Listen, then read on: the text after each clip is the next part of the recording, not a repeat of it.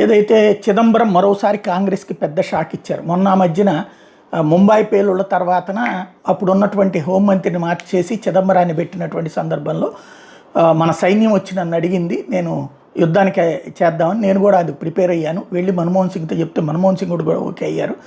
అయితే ఈలోపు అమెరికాకి సంబంధించినటువంటి కండోలెనా రైస్తో పాటుగా వివిధ దేశాలకు సంబంధించినటువంటి విదేశాంగ ప్రతినిధులు, రక్షణ ప్రతినిధులు మన దేశానికి వచ్చేసారు. వాళ్ళందరూ సోనియాతో ఏం మాట్లాడారో తెలియదు. ఆ తర్వాత యుద్ధం చేయకుండా ఆగిపోయింది. వాళ్ళందరూ కూడా మమ్మల్ని ఆపేయమన్నారు. అదే పనిని ఇక్కడ మాకు కూడా అధిష్టానం ఆదేశాలతో ఆగిపోయింది అని చెప్పడం ద్వారా ఒత్తిళ్ళకి తల ఒగ్గి ఆగిపోయామని చెప్పి ఏదైతే రాహుల్ గాంధీకి షాక్ అయింది, అది కాంగ్రెస్కి షాక్ అయింది. అదే సందర్భంలో ఇప్పుడు ఆపరేషన్ బ్లూ స్టార్ మీద కీలకమైన వ్యాఖ్యలు చేశారు. 1984లో జరిగినటువంటి దీని మీదన స్వర్ణ దేవాలయాన్ని తిరిగి స్వాధీనం చేసుకోవడానికి అప్పట్లో నిర్వహించిన సైనిక చర్య తప్పుడు మార్గం అని చెప్పారు.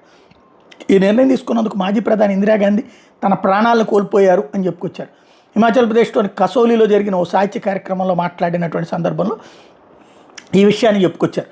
అమృత్సర్లోని స్వర్ణ దేవాలయంలో దాగున్న మిలిటెంట్లను పట్టుకునేందుకు భారత సైన్యం చేపట్టిన నాటి ఆపరేషన్ గురించి మాట్లాడుతూ, ఆపరేషన్ బ్లూ స్టార్ నిర్వహించాలనే నిర్ణయం కేవలం ఇందిరాగాంధీది మాత్రమే కాదు, సైన్యం, పోలీసులు, నిఘా, పౌర సేవల సమిష్టి నిర్ణయం. కానీ దాన్ని ఇందిరాగాంధీకి మాత్రమే నిందించడం సరికాదు.